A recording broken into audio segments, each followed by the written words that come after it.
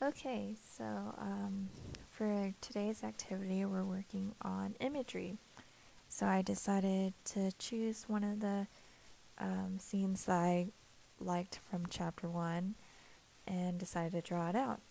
And so I read it out loud and I kept the book next to me as I was kind of sketching out what I had envisioned when I was reading this scene. So this is a great technique, especially if you're a visual and spatial learner and you like to sketch things out just to help you kind of visualize what's going on in the book. So I did this, and can you guess what scene it's from?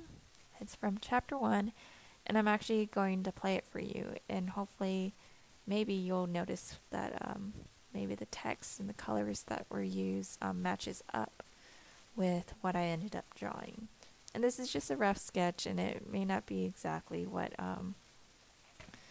Fitzgerald had envisioned, but this is what I saw when I read it, and I thought it was very helpful to me trying to get the overall scene and mood whenever I drew it out. So here it goes.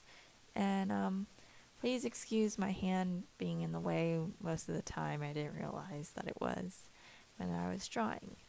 So yeah, so enjoy. I enjoyed making this for you. We walked through a high hallway into a bright rosy colored space, fragilely bound into the house by French windows at either end. The windows were ajar and gleaming white against the fresh grass outside that seemed to grow a little way into the house. A breeze blew through the room, blew curtains in at one end and out the other like pale flags, twisting them up towards the frosted wedding cake of the ceiling, and then rippled over the wine-colored rug, making a shadow on it as wind does on the sea. The only completely stationary object in the room was an enormous couch, on which two young women were buoyed up as though upon an anchored balloon. They were both in white, and their dresses were rippling and fluttering as if they had just been blown back in after a short flight around the house.